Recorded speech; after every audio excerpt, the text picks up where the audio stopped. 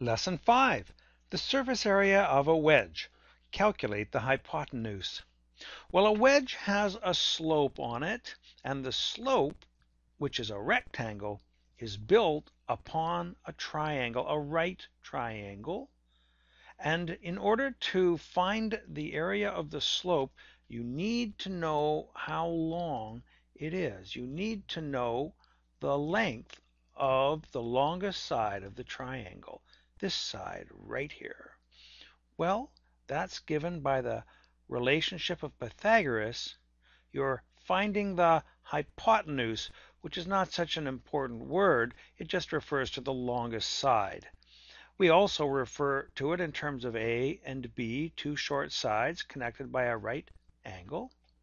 And from them, you can find the third side, C, using A squared plus B squared equals C squared. Or sometimes it's more convenient to simply say the longest side, C, is equal to the square root of A squared plus B squared. Here's a wedge.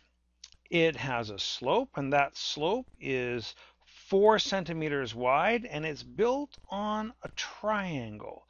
The triangle is a right-angled triangle, 9 centimeters high by 12 centimeters on the base, and so it has a hypotenuse, which I see is not given. We'll have to calculate that.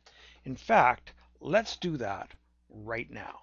The triangle really is a right-angled triangle with side A is equal to 9 and side B is equal to 12.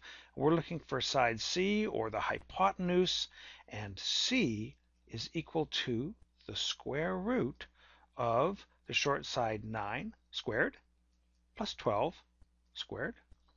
Now, just to make sure that there's no mistake here, understand that's 9 times 9 plus 12 times 12. Multiplying before adding gives us 9 times 9 is 81, and 12 times 12 is 144.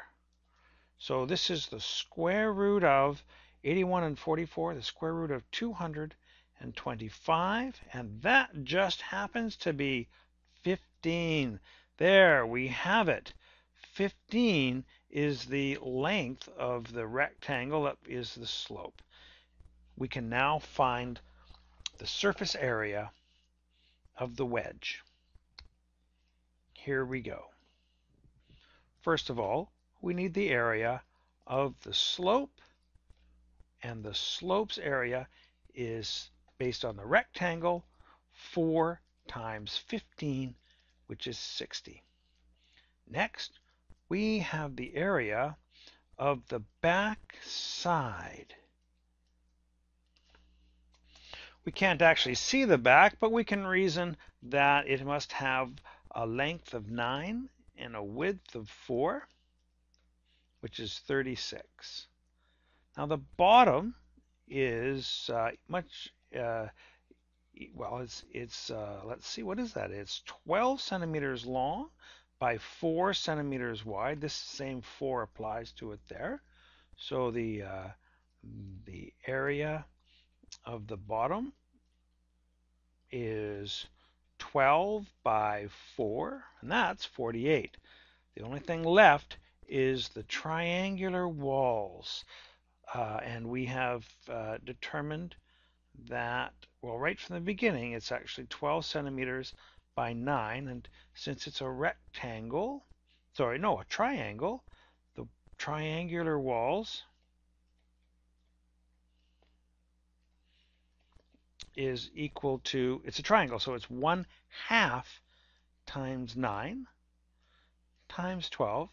But there are 2 triangles, so times 2, and that's equal to 108. So the surface area of the wedge is equal to the area of the slope, 60, the back, 36, and the bottom, 48, and the triangular walls, 108. And that is 250 centimeters squared, which is the surface area of the wedge. Please try the guided practices for Lesson 5, or if you would like a little more background, check the resources to find out more about Pythagoras and the triangle relationship, finding the hypotenuse, and finding the short side of a triangle given the hypotenuse. Thanks very much.